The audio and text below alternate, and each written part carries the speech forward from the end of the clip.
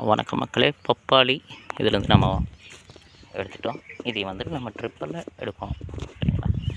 இது ஒரு சில டைமில் கீழே விழுகும்போது ஆகட்டும், பிடிக்கிற போதாகட்டும் இந்த மாதிரி வெடிச்சிடும்.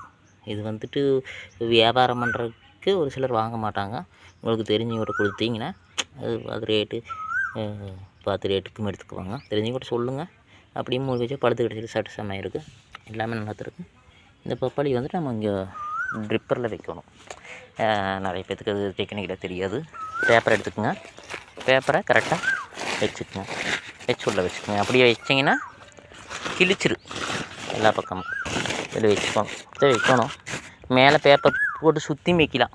அது வச்சிங்கன்னா அது வியாபாரத்துக்கு நீங்கள் ரொம்ப தூரமாக எடுத்து போனீங்கன்னா அப்படி யூஸ் ஆகுது. இப்படி எடுக்கும்பொழுது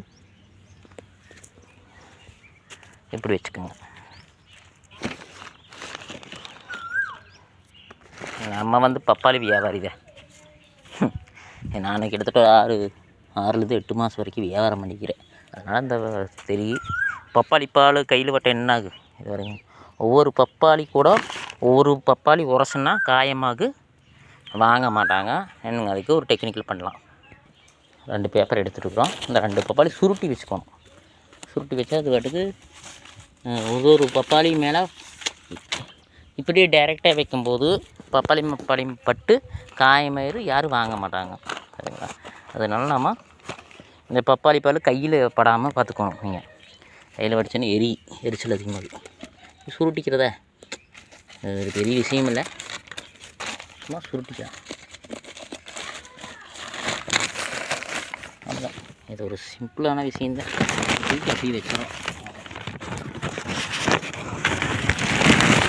3 பேப்பர் இதுக்குள்ளே இவ்வளவா இது நல்லா கட்டிக்கலாம்.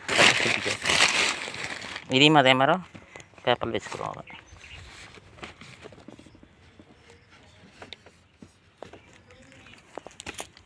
சரிங்களா? அதை ஃபாலோ பண்ணிக்கோங்க.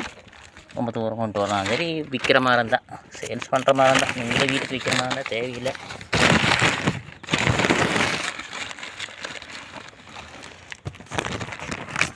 சரிங்களா?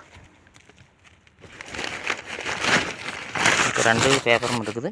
பேப்பர் பாதுகாப்பு பண்ணும். பேப்பர் பயங்கரமான ஒரு விஷயம்.